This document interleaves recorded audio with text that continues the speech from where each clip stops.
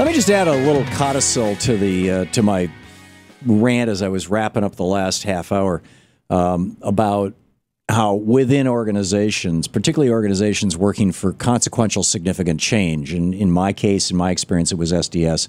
You know, now we're watching this with Black Lives Matter and some of the Latino movements and other movements as well. You get people who have felt powerless, and they join the movement to produce some social change, but also to feel a little bit of power.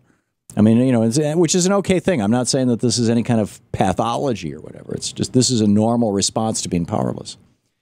And to those of you who aren't used to feeling powerless, you know, you white men out there that I'm talking to, think back on the times when you were really enraged, when you were really upset, when you just got so angry you were cursing. I'll bet you that well over half and probably well over 80% of those occasions were associated with feeling powerless. Whether it was trying to reinstall the damn operating system on your computer and there's nobody there to help, or the people who would help don't speak English and don't understand what you're saying, or whether it's trying to deal with your bank or credit card company, or trying to get a loan, or whatever it may be. Trying to deal with a corporate or government bureaucracy, trying to deal with a health insurance company that's saying, no, we're not going to pay the claim. And you say, but I will fight you. And they say, yeah, good luck. And hang up on you. Powerlessness breeds rage like nothing else. Powerlessness, in fact, breeds rage that transcends love of life.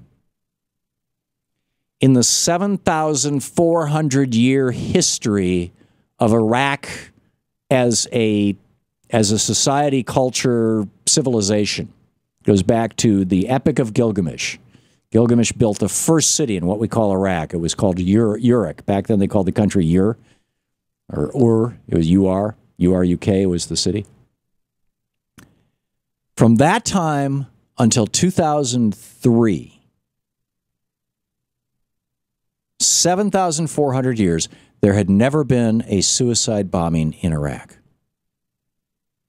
And then we came in, this idiot George W. Bush and his idiot buddies came in and not only knocked over the country and not only destroyed much of the country's infrastructure, the electric power, the water, which, by the way, had been previously destroyed by his father and by 8 years of sanctions in the Bush or during the Clinton administration that killed 500,000 kids because the drinking water, you couldn't put chlorine in the drinking water because chlorine was, can be used to make poison gas.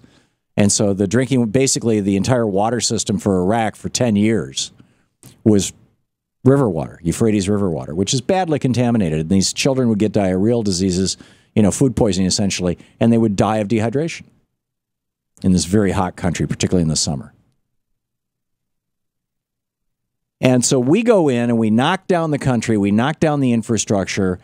L. Paul Bremer goes in as the viceroy of Iraq, as the American appointed governor, and lays off everybody who's a member of the Ba'ath Party. Now, keep in mind, in order to get a job with the government, including the police and the army in Iraq, you had to be a member of the Ba'ath Party, the Ba'ath Socialist Party, which provided actually, good low-cost education and health care and pensions, Social Security, all this kind of stuff. He just destroyed all that. No more pensions, no more health care, no more jobs. 500,000 people in the army were fired immediately. Take your gun with you and go. They took their guns and they went. And guess what? Today we call them ISIS. But people are willing to die to get back that power after feeling powerless.